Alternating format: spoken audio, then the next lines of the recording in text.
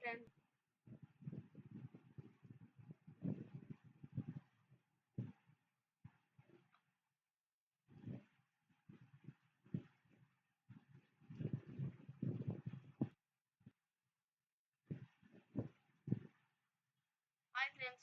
ఈరోజు నేను women caste and reforms in India అనే లెసన్ చెప్పబోతున్నాను.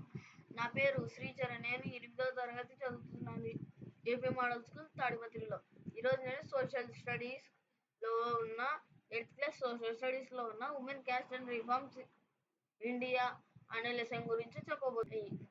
ఈ లెసన్లో వచ్చేసి మన లోయర్ క్యాస్ట్ పీపుల్ ఎదుర్కొన్న సోషల్ ప్రాబ్లమ్స్ గురించి, ఇంకా క్యాస్ట్, జెండర్ గురించి స్ట్రిక్ట్ రూల్స్ అనేవి ఉండేవి.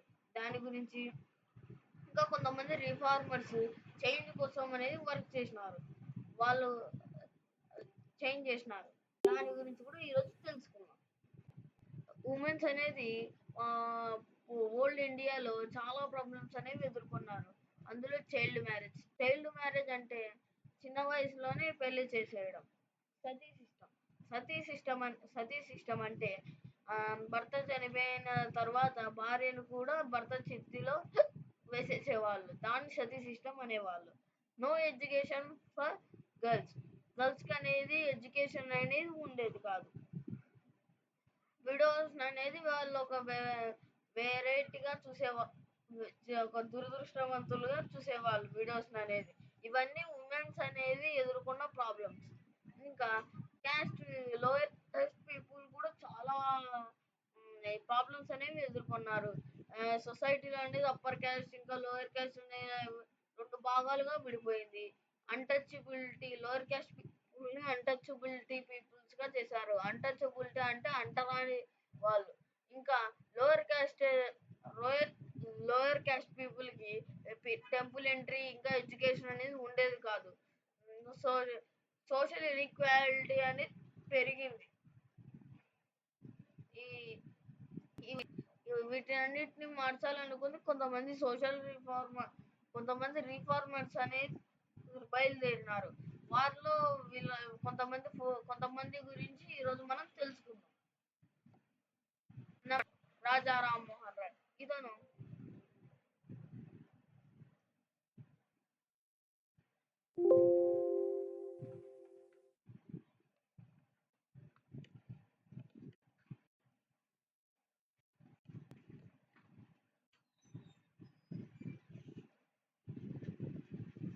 ఇతను సతీకి అగేనిస్ట్ గా పోరాడినాడు. ఇంకా ఉమెన్స్ ఎడ్యుకేషన్ అనేది సపోర్ట్ చేసినాడు.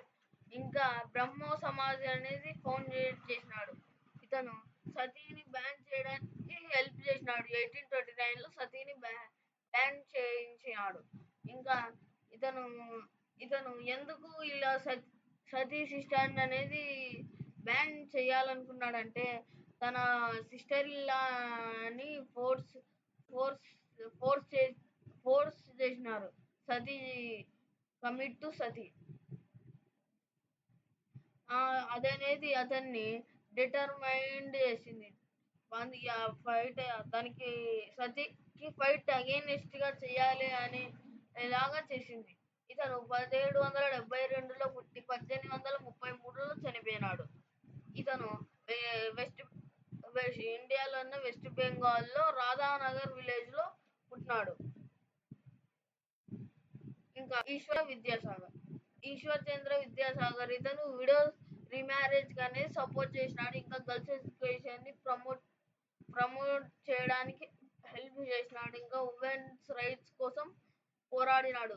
ఇతను 1820లో పుట్టి 1891లో చనిపోయినాడు. ఇతను మా ఇండియాలో ఉన్న వెస్ట్ బెంగాల్ లో బారాసింగా విలేజ్ లో పుట్టినాడు. ఇంకా జ్యోతిరావు పూలే వచ్చేసి లోయర్ క్యాస్ట్ పీపుల్ కోసం వర్క్ చేసినాడు.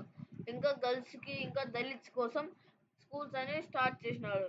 ఇంకా క్యాస్ట్ డిస్క్రిమినేషన్ అగేనిస్ట్ గా పోరాడినాడు. ఇతను 1827లో పుట్టి 1890లో చనిపోయినాడు.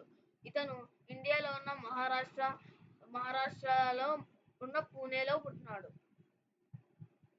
ఇంకా సావిత్రిబాయి పూలే ఈమె త ఇత ఈమె మా ఇండియాలో ఉన్న ఫస్ట్ ఫీమేల్ టీచర్.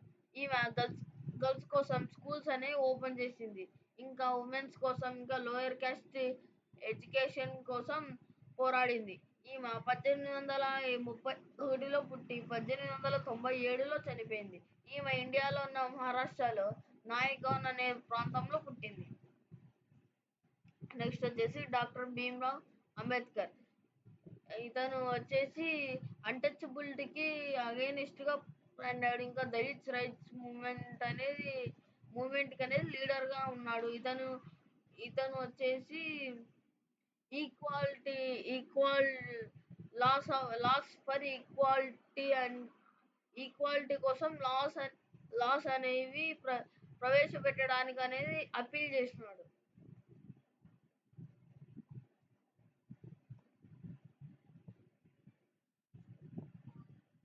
ఇతను 1891లో పుట్టి 1956లో చనిపోయినాడు. ఇతను ఇండియాలో ఉన్న మధ్యప్రదేశ్లో మాహో మాహౌ అనే ప్రాంతంలో పుట్టినాడు.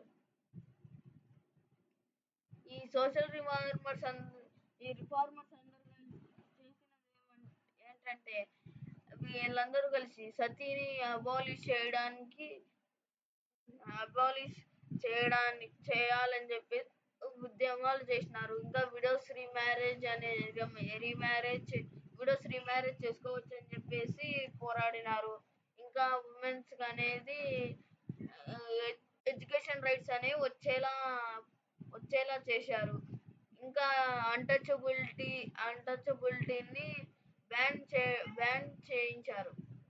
ఇంకా ఈక్వాలిటీని సొసైటీలో ఇంక్రీజ్ చేశారు.